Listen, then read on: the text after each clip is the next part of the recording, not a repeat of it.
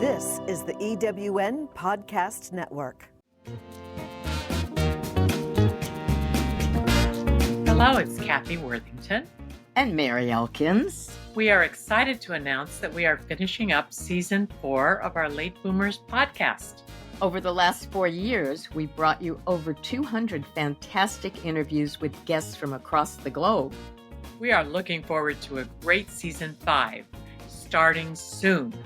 Thank you for being our loyal listeners and subscribers and viewers, and stay tuned for a fun Season 5.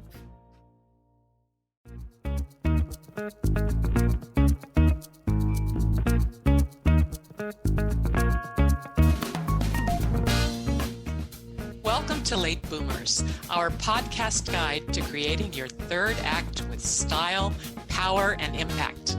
Hi, I'm Kathy Worthington. And I'm Mary Elkins. Join us as we bring you conversations with successful entrepreneurs, entertainers, and people with vision who are making a difference in the world. Everyone has a story, and we'll take you along for the ride on each interview, recounting the journey our guests have taken to get where they are, inspiring you to create your own path to success. Let's get started.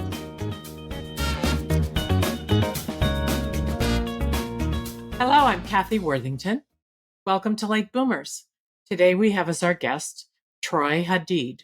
Troy was born in Trinidad, wrote his first letter to the editor at 10, has taught yoga internationally for over 15 years, and has founded several successful businesses, including a hemp store, a waste oil recycling business, and a yoga studio. He has walked coast to coast across Central America, navigated the world on a ship, spent prolonged periods in silence, and is continuously seeking to make sense of the human experience.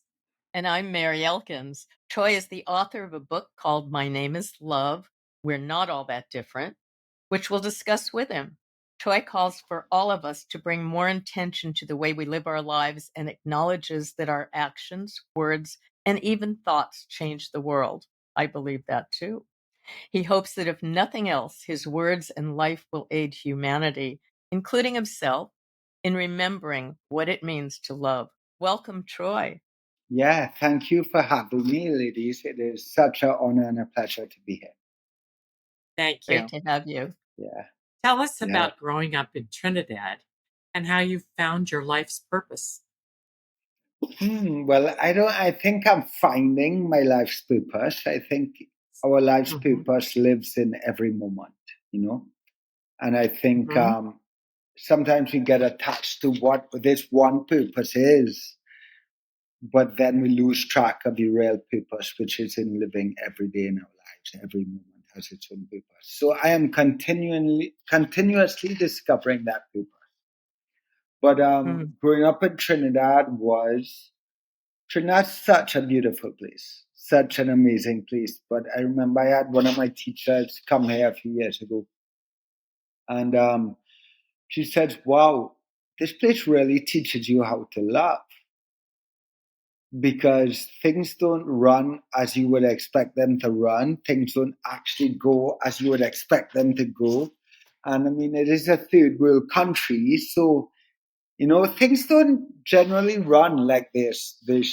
You expect them to run. And in a lot of ways, it's a place that someone could say is a little hard and grimy at times, a little difficult at times, but it's a place that is full of so much love. And it is definitely a place that teaches you how to love, if you ask the right questions, So growing up here for me was, I can't say I remember lots of it, other than it was really a good time. And I'm still here now, 44 years later. So definitely there's something special about this place for sure, Something special in the air. Yeah. And in the water. Yeah. Well, how were you introduced to yoga? I was, that is an interesting story. I remember my first real introduction to yoga was at 14 years old.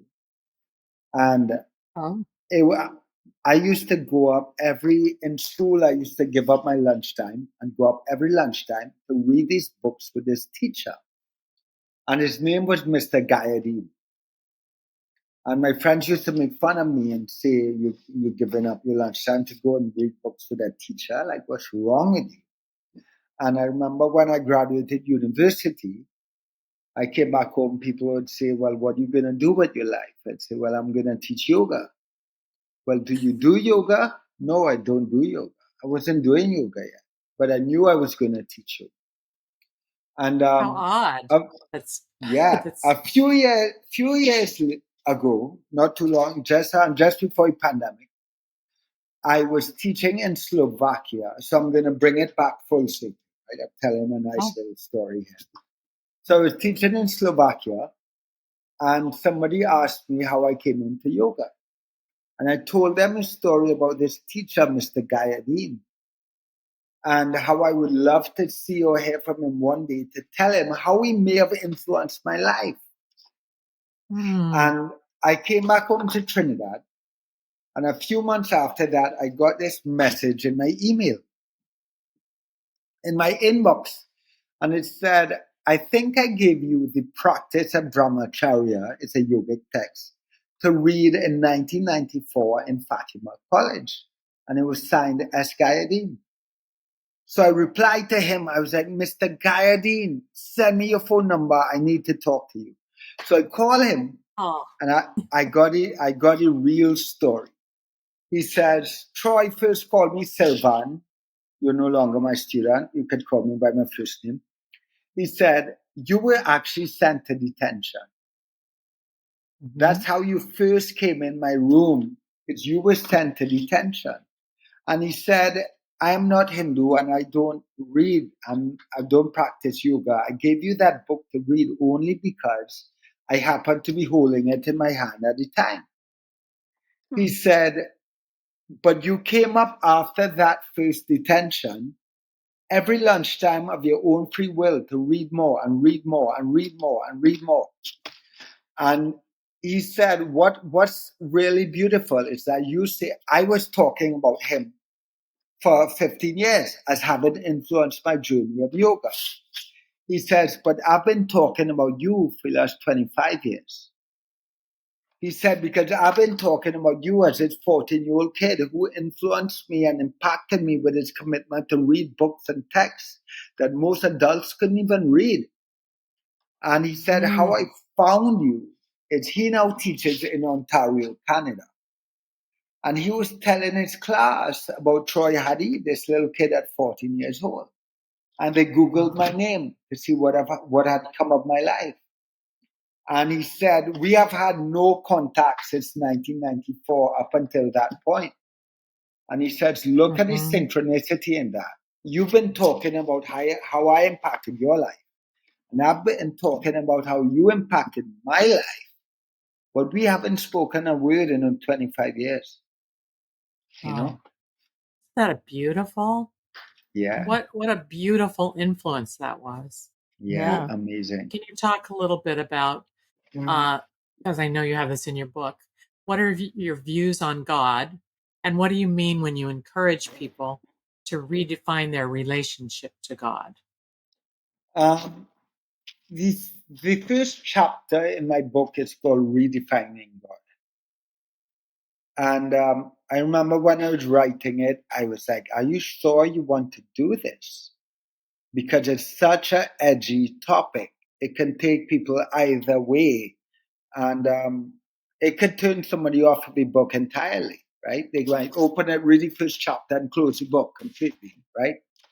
Mm-hmm. And I realized that it was so important that be addressed in the first chapter. Mm-hmm. Oh. Because what this book is about is called My Name is Love. And it's about how do we dissolve our obsession with individual identity so we can remember what it means to love. So we can remember how connected we are, that we are all part of one greater collective. And some understanding of God is essential to that. Whether somebody wants to call God X, Y, and Z, or say it's nature or some divine intelligence, or call it a universe, or maybe God to someone is formless or nameless, it's irrelevant to me. But the fact that every individual is invited to connect to something bigger than themselves is essential. Because if we don't, then I will always be Troy, and you will be Kathy, and you will be Mary, and we will always be separate. There will be nothing that makes us the same, nothing that connects us to that one sense of belonging, to that one collective body. So it's so important to me that we connect to something larger than ourselves. Because if we don't, then everyone's going to live their lives trying to take care of themselves and their family and their personal identity. And we continue to live in a world where we're all separate. And that's not a world I want to live in. I love now, that. with It's regards so to true. with God, I acknowledge that many people, I think, have PTSD in regard to God. Because I believe a lot of us have grown up. PTSD, I speak of very loosely, right? But I think a lot of us, at least my generation, and I think younger generations, they have grown up in a world where organized religion was force-fed to them. And God was put in a box. And as long as God is put in a box, then you have my God and your God, and we still make God is still separate. It separates us. Imagine that. We've created an understanding of God that separates us. And to me, that is absolutely ridiculous. So I decided that I've seen so many people move away from God completely because of the misalignments that have been done in the name of God historically for generations. And I don't think organized religion is a bad thing. I think organized religion is beautiful. But I think everyone also needs to be given the right to redefine their own definition of God and their own relationship to God. And I am more concerned with bringing people back to God than telling people what God looks like and what name God falls under and what God wants of them. God will tell them that. If somebody cultivates their own connection to God, God will speak to them and God will guide them. I don't have to tell them what God wants of them. God will do that. And I think that I've seen so many people move away from God because of their experience growing up or their experience with organized religion. And I just want to bring people back to God, whatever that means to someone. I think that is so important that we create a space in which everyone can cultivate their own unique relationship to God, and we can respect that everyone has a right to do that. Do you think that's one of the biggest issues plaguing humanity today, or are there other issues as well that you think are a problem? I think it definitely contributes because, we grew up in a world where I am born into a body, and my body is given a name. My name is Troy. If this is all I identify with, is my body, then my identity begins to expand to my ideas, my opinions, my religion, my career.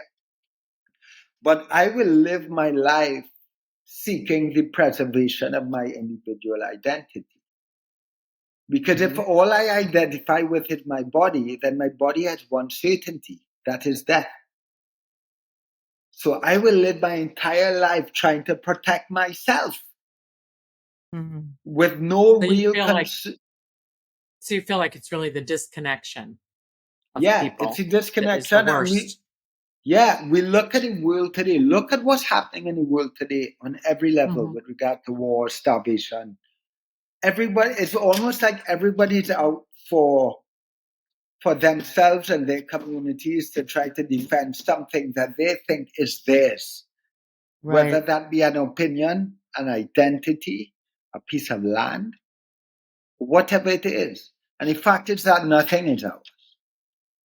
Nothing belongs to us. Some of it is on loan. some of it is part of a larger collective that we've been asked to take care of, be it a piece of land. But the reality is that as long as we remain separate, we need to find common ground. And to me, that common ground is spirit. And however somebody interprets that, it's up to them. But we need something that reminds us that we are part of one humanity and one collective and one creation. The mere fact that I call myself a Trinidadian and you might call yourself American, it's really pinned on one point in time upon which borders were drawn. But why are we stopping at that one point in time? Let's go further back. Let's go back. If we want to trace our ancestry, let's go as far back as we can. Why am I going to stop at one point in the history of time that makes me separate and different? You know? Yeah, and then we get into a whole physics discussion of time and all that. But yes, that's maybe for another podcast. But yeah, I want to ask you about your book. Your book is called My Name is Love. Can you explain where that came from?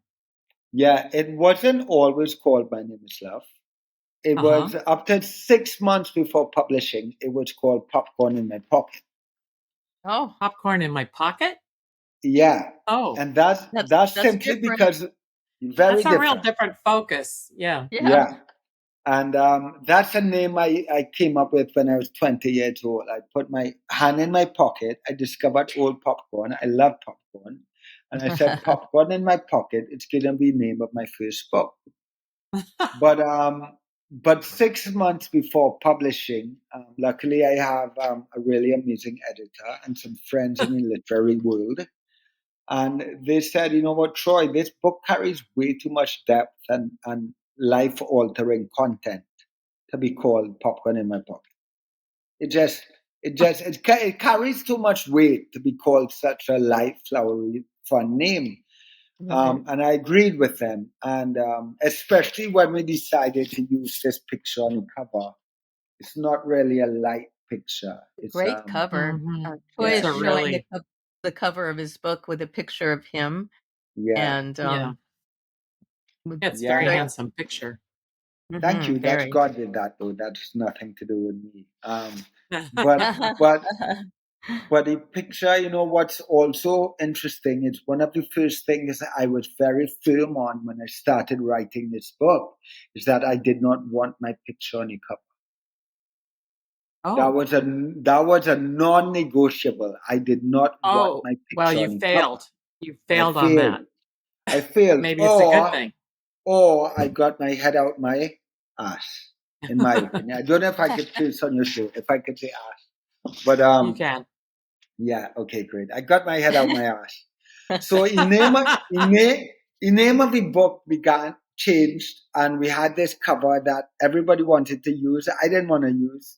My editor didn't want to use it, but a lot of other voices did say you have to use that photo. And that photo was pretty much captured by accident. And when I first looked at that photo, I felt like I was looking into the eyes of someone I hadn't yet met. Yeah. I didn't see myself in that photo. And that photo was taken. I'm not going to answer your question. I'm just going a little roundabout way. That photo was taken on the last day of a yoga teacher training when I was absolutely exhausted. I had nothing left. I had nothing left. I had no sense of self to preserve or protect. I was completely stripped of it all. And I think that is what it takes for us to remember what it means to love. It's for us to get over ourselves, get over this sense of identity, this sense of Troy. And I think only when we begin to loosen this sense of our individual identity, I'm not saying it's a bad thing, it's beautiful. But when it has power over us and it governs everything we do and how we show up in the world, that what I call the identity crisis is what is at the root of what is wrong in our world today. So looking at this picture and the power of it and the content of the book, there's only one name that really stood out, and that is my name is love. That's the only thing I can identify with is love. Mhm. Because if I identify with Troy, then it makes us separate. If I identify as being a man, it makes us separate. If I identify as being one religion, it makes me separate from everyone else. So the Mhm. only thing deep down that I really can identify with is love and God. And to me, they're one and the same. Mm. So that's why the book took the title, My Name is Love. And we're not all that different.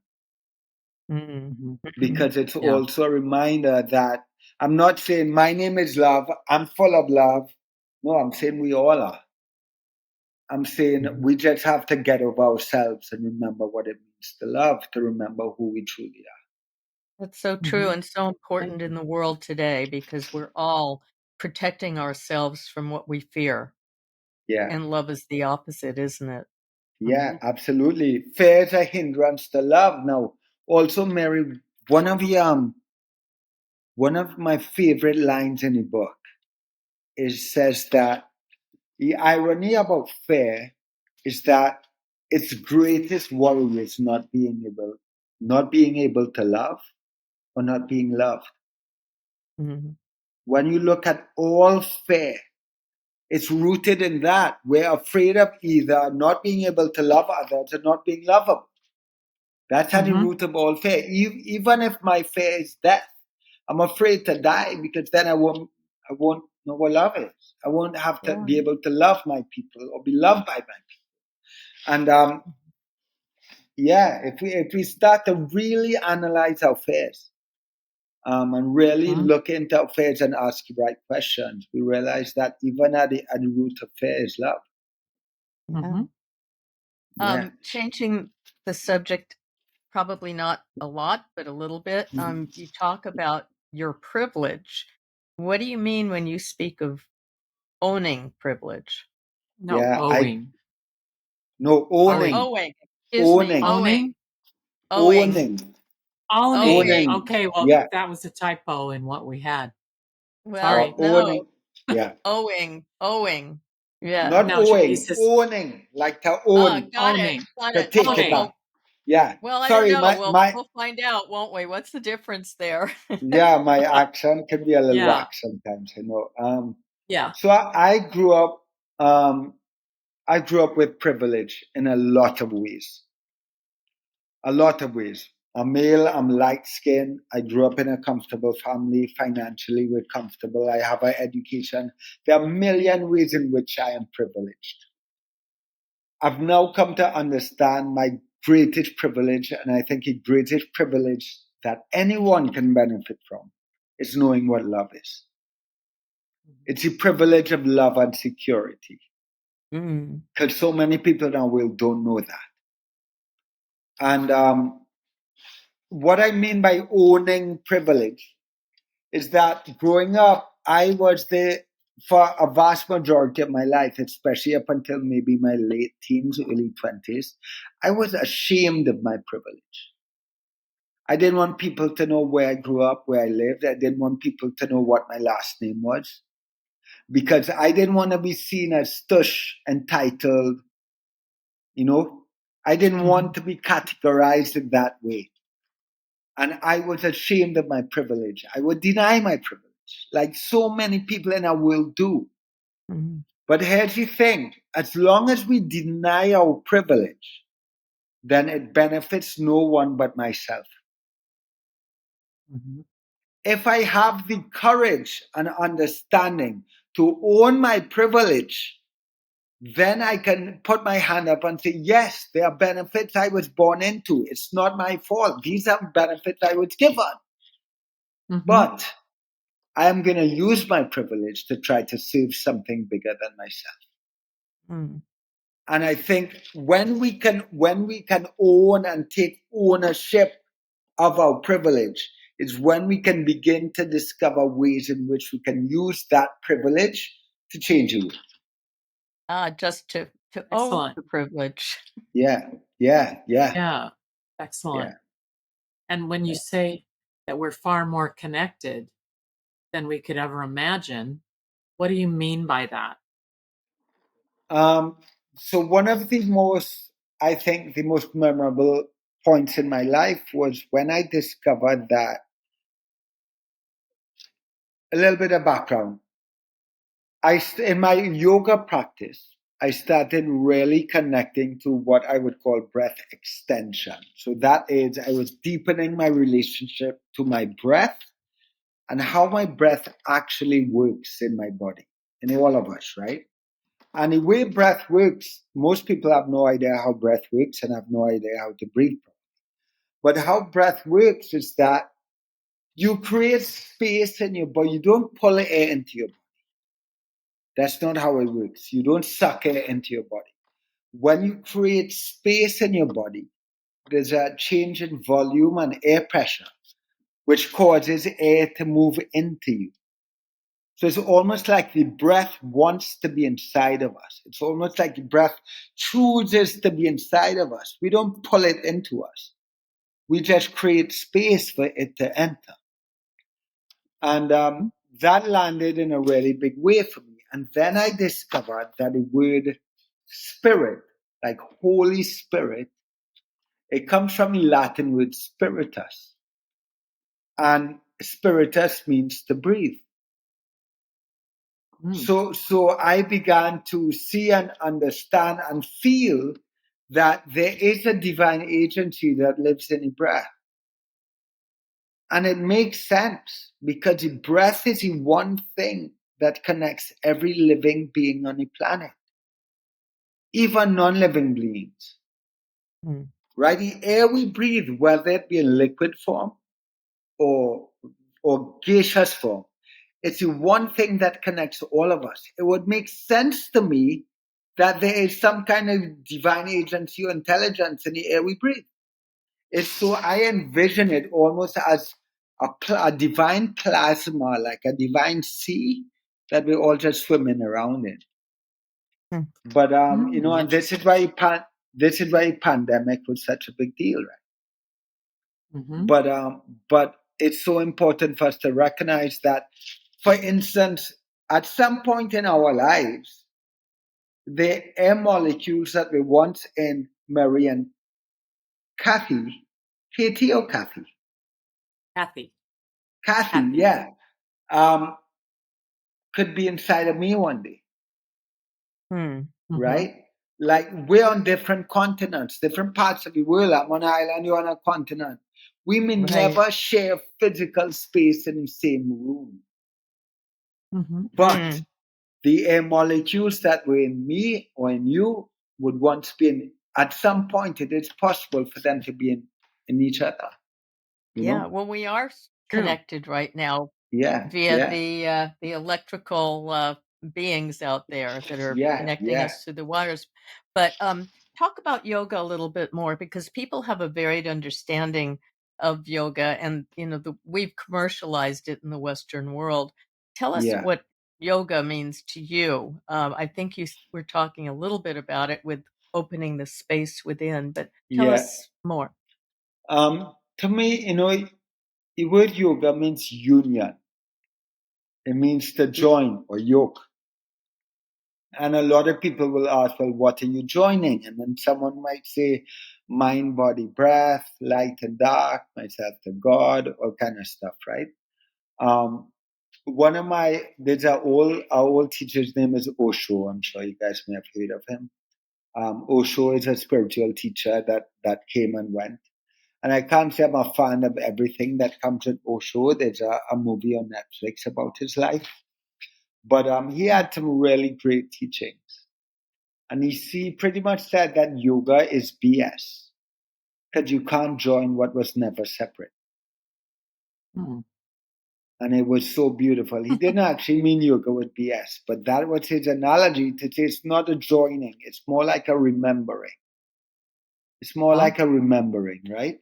Now, how I describe yoga is some people would say yoga is a religious practice. It's not. It can be. Yoga can be a spiritual practice, regardless of what anyone's religion is. It could connect them to their understanding of God. But in a nutshell, what I believe yoga is, it's a practice that quiets in mind and deepens our relationship to breath. That's what yoga is. It's a mental practice. It's a breathing practice. Sometimes we just happen to do it with our body, right? And one of the main teachings of yoga says that yoga is the quieting of the fluctuations of the mind. Now, when we quiet the fluctuations of the mind, for me, I believe it's when we begin to dial into God. It's when we can really hear, feel, and understand divinity. Because the mind stops shouting and screaming. When the mind is shouting and screaming, it's very hard for us to know anything beyond that. You know? Excellent. And do you believe in Yeah. manifestation and the power of thought? I do, but I don't believe in manifestation. I do, but not in the same way that New Age spirituality might portray it. You see, to me, it makes sense. It's obvious. Manifestation is not this New Age thing. Every word, action, and thought changes the world. So every word, action, and even thought changes the world. So if you think about something long enough, you're going to manifest it in your life. Absolutely. If you think about it and take action to make it happen and speak about it, of course, you're absolutely going to manifest it in your life. But remember when I told you breath is spirit? I made that analogy. So part of the realization that came for me, at least in my yoga practice, is I began to see my yoga practice as a form of prayer. It was my intimate time with spirit. So every movement, every breath became a prayer. So even when I teach now, I open up space for people to connect to their understanding of God and connect to their prayers and intentions. But if breath is an element of God and has a divine agency, then not only is my yoga practice a form of prayer, everything is. Every word, action, and thought, everything I do on a daily basis, that divine agency is moving through me 23,000 times a day. I am a living embodiment of prayer. Now, somebody might say, all right, prayer and manifestation are interchangeable. Sure, I have no problem with that. Whether somebody wants to call it prayer, somebody wants to call it manifestation, all good. But here's the very inconvenient truth about manifestation and prayer. It's not something you choose to do in the morning or the afternoon or when you come home from work. We are constantly doing it. We can't choose when we do it or when we don't. I can't say I'm going to light some sage and pull out some crystals or go to church and say a prayer and say that that's my prayer time or that's my manifestation time. Sure. But we're also praying and manifesting throughout our day, every word, action, and thought. Now, that realization comes with a massive responsibility. A massive responsibility. Because it means that I might be, for instance, I might go to temple, mosque, church, yoga practice, do a ritual or whatever, and be very intentional with that ritual or that practice. But if I'm not intentional with the way I'm living my life, then I could be overshadowing all of my prayers. All the good I'm trying to do in the world, I could be actually doing way worse in my daily life, which is 23 hours or let's say 11 hours of a 12-hour day. So the inconvenient truth about manifestation and prayer is that it's something we are constantly doing. You can't conveniently choose when you're going to do it. Very good point.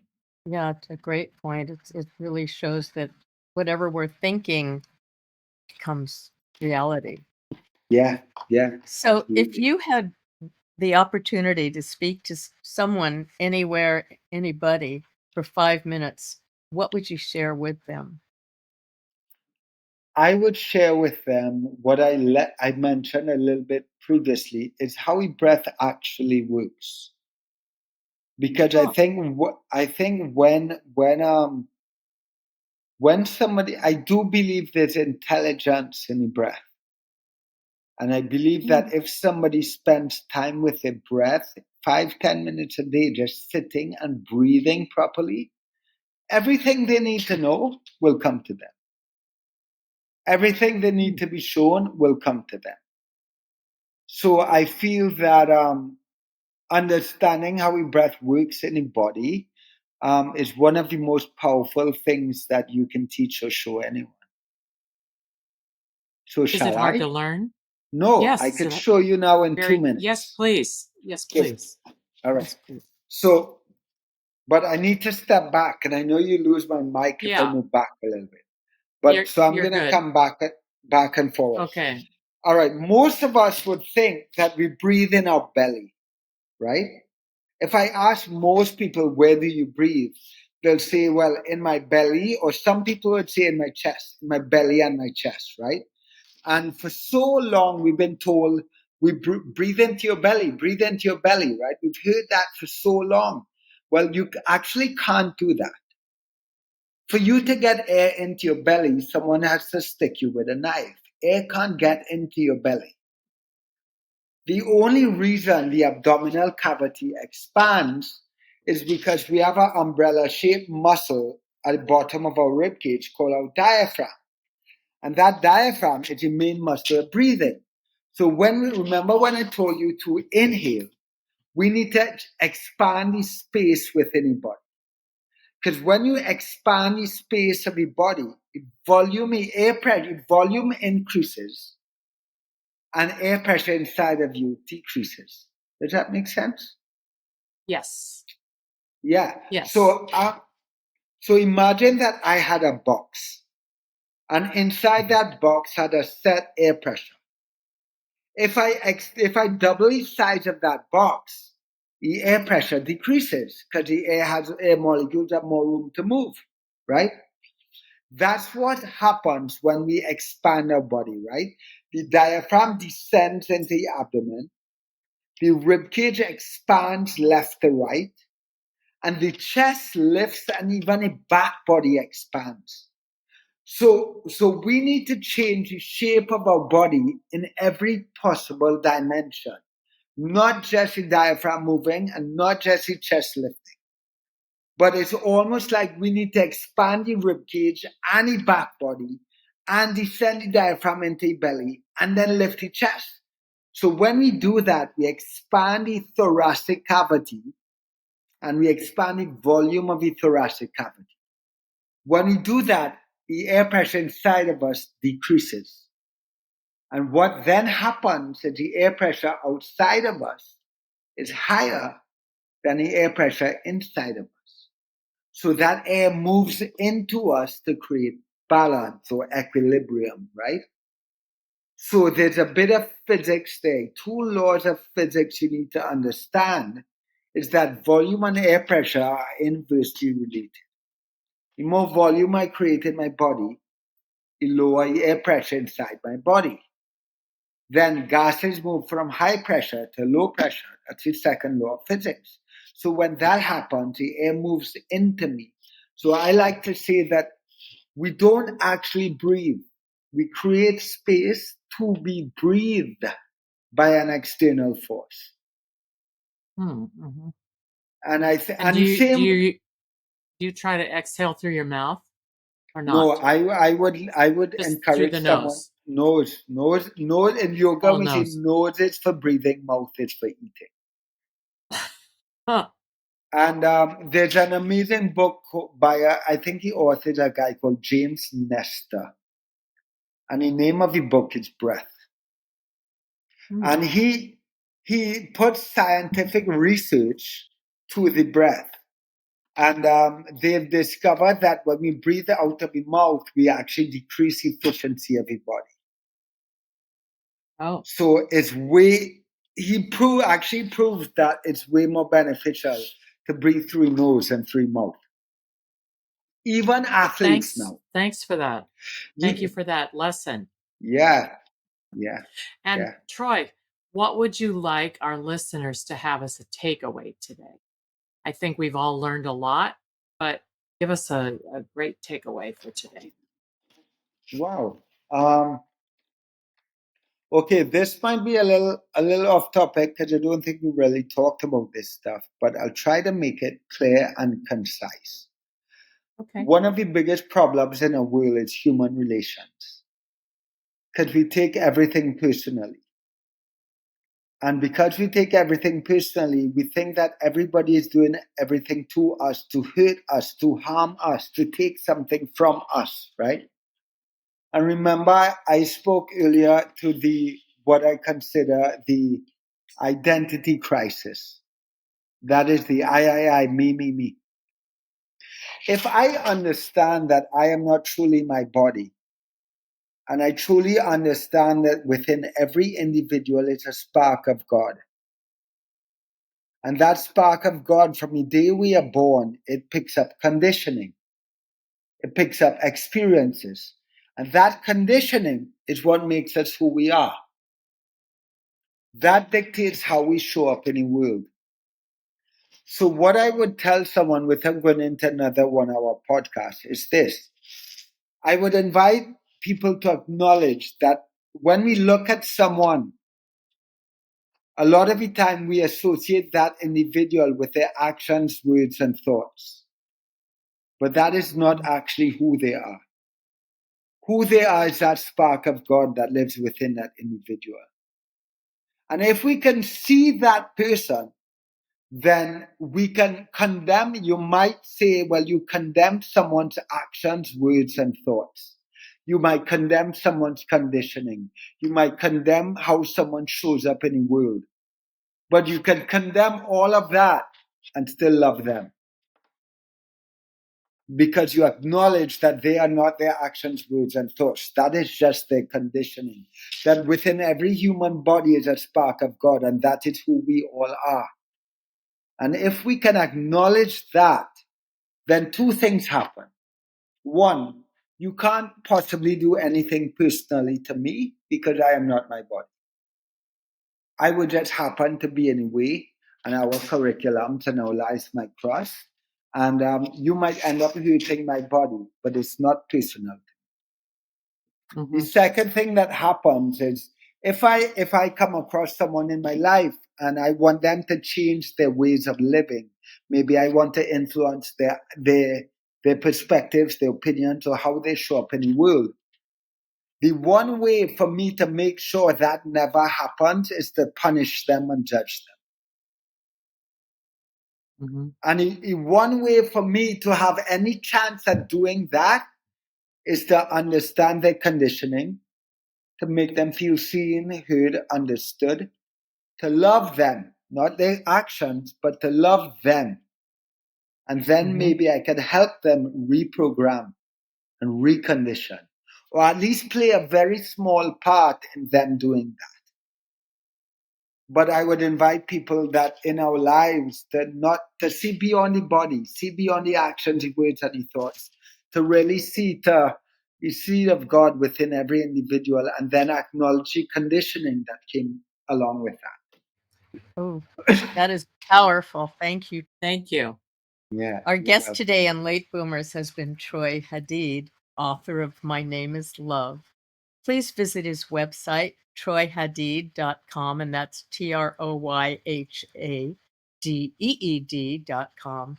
And Troy, you have some things you might like to offer to our listeners and our viewers. What would they be? Yeah, sure. So I just, inspired by my book, I launched a clothing line called weidentifyaslove.com. And if anybody goes and uses the coupon code I am love, they get 10% off. And my book is also sold on our website. It's also sold on Amazon, but you can also get it on that website. And I do have links in my Instagram social media profiles where somebody can click on and they get 7 days free access to a platform called Gaia.com, where I offer content and yoga classes. And if they go to beyondyogatv.com, they get 30 days free access just by signing up. And I think they'll find all this by going on your website. first. Yeah, all of it's Right. on my website, troyhadeed.com. Yeah, absolutely. Yeah, I was just going to say, I've been now on probably 100 podcasts. And I just love to say, because I don't think listeners recognize the work it takes to having a podcast show and being a podcast host. So I just want to say thank you to you ladies for the work you do and for giving people like me a voice. Oh, That's so kind. Yeah, yeah. Make me cry. We want to thank our listeners for subscribing to our podcast and checking us out on YouTube and recommending us to your friends. We appreciate you, and we'd love you to give us a 5-star review. And we want to hear about your experiences with late boomers and what gets you inspired. We are on Instagram at I am Kathy Worthington and at I am Mary Elkins and at Late Boomers. Thank you for listening. And thanks again, Troy. Well, thank you ladies for having me. Such a pleasure.